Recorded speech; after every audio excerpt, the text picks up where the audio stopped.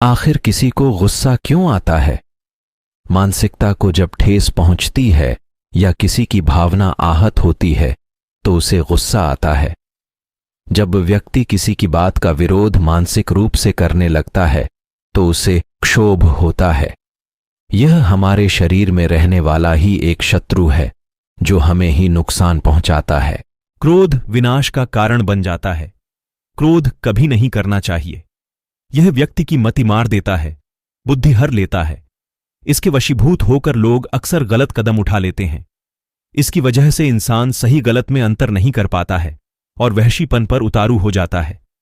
इसके प्रभाव में आदमी अपनापन, स्नेह, लगाव, प्रेम, आत्मीयता तो छोड़िए, अपना अस्तित्व तक भूल जाता है। क्रोध की अवस्था में किसी व्यक्ति और खूंखार जानवर में कोई फर्क नहीं रह जाता है। इंसान का रोष उसके लिए कई बार अभिशाप के रूप में भी सामने आता है। यह मानव मन की एक भावना है जिसे अक्सर अच्छा नहीं माना जाता है। क्रोध का जनक भय भी माना जाता है। जब इंसान भय पर नियंत्रण करने की कोशिश करता है तो वह रोष के रूप में प्रकट होता है। कहा गया है कि काम, क्रोध, मद, लोभ, मोह ये सब जीवन के सबसे बड़े शत्रु हैं। एक गुरु अपने शिष्यों को हमेशा अच्छाई और सदाचार का प्रचार प्रसार करने की शिक्षा दिया करते थे।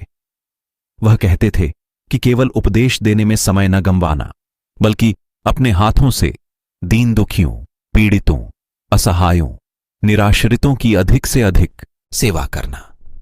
किसी के यहां जाकर प्रेम पूर्वक सहायता मांगने पर अगर वह आपके साथ अमर्यादित आचरण करे तब भी उस पर क्षोभ मत करना। वह जानते थे कि धन संपत्ति संग्रह करने की प्रवृत्ति भय, कलह पैदा करती है। इसलिए वह अपने शिष्यों को समझाते कि अपने पास अपनी जरूरत भर की ही चीजें रखना, यह मानकर चलना कि वे शरीर को नुकसान पहुंचा सकते हैं, आत्मा को नहीं। कारण बताते थे, आत्मा तो अमर, अजर और अविनाशी है। वह समझाते थे, सत्य, अहिंसा पर अटल रहने वाले को कोई नहीं मार सकता। जो तुम्हारा तिरस्कार करता है वह स्वयं भगवान का तिरस्कार करता है, क्योंकि उसी भगवान ने हम सबको बनाया है। भगवान श्री कृष्ण ने क्रोध को नरक का द्वार, स्वयं भगवान का तिरस्कार करता है, क्योंकि उसी भगवान ने हम सबको बनाया है। भगवान श्री कृष्ण ने क्रोध को नरक का द्वार बताया है। उन्होंने कहा है कि जो मनुष्य बात बात पर तैश में आ जाता है वह जीवन में कभी तरक्की नहीं कर पाता है और जीवन में हमेशा दुखी रहता है। क्रोध की हालत में मनुष्य कभी सही निर्णय नहीं कर पाता है। गुस्से की हालत में व्यक्ति खुद का भी नहीं रहता, वह अर्थहीन बातें करने लगता है। शास्त्रों में इसे मनुष्य का सबसे बड़ा शत्रु माना गया है। ऐसे में व्यक्ति अपना आपा खोकर कुछ भी कर बैठता है।